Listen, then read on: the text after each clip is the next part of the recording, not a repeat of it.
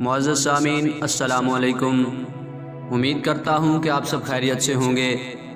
آج میں 27ویں رجب المرجب کی رات یعنی شب معراج کے بارے میں گفتگو کروں گا۔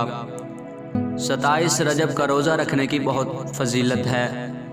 حضرت سید عبد القادر جیلانی رحمۃ اللہ علیہ اپنی تصنیف غنیۃ الطالبین میں ایک روایت نقل کرتے ہیں جس کے راوی حضرت ابو سلمہ رضی اللہ تعالیٰ عنہ ہیں اور حضرت ابو ہریرہ رضی اللہ تعالیٰ عنہ اور حضرت سلمان فارسی رضی اللہ تعالیٰ عنہ سے نقل کی گئی ہے کہ حضور نبی کریم صلی اللہ علیہ وآلہ وسلم نے ارشاد فرمایا، رجب کے مہینہ میں ایک دن اور ایک رات ایسی ہے کہ اگر اس دن کا کوئی روزہ رکھے اور اس رات کو کوئی عبادت کرے تو اس کو 100 سال روزہ رکھنے والے اور 100 سال کی راتوں میں عبادت کرنے والے کے برابر اجر ثواب ملے گا۔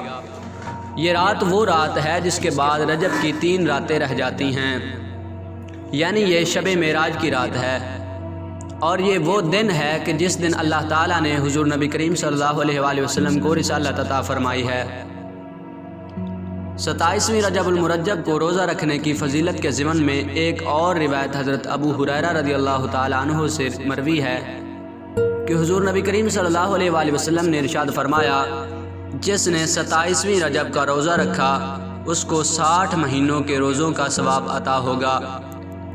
اسی روز حضرت جبریل علیہ السلام حضور نبی کریم صلی اللہ علیہ وآلہ وسلم کی بارگاہ اقدس میں رسالت لے کر نازل ہوئے تھے۔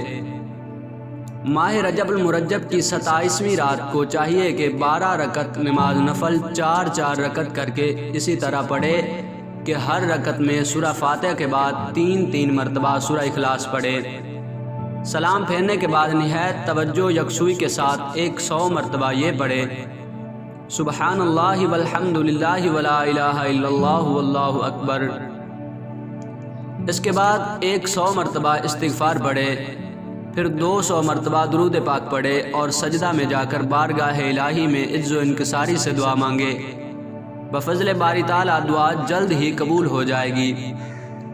جو کوئی رجب کی 27ویں تاریخ کی رات کو نماز عشاء کے بعد 6 رکعت نماز نفل اس طرح پڑھے کہ ہر رکعت میں سورہ فاتحہ کے بعد 7 مرتبہ سورہ اخلاص پڑھے تو پروردگار عالم اس کی تمام دلی حاجات کو پورا فرمائے گا۔ تو سامعین محترم، امید کرتا ہوں کہ آج کی ویڈیو آپ کو اچھی لگی ہوگی، اسے دوسرے بیلیوں تک بھی پہنچائیے گا۔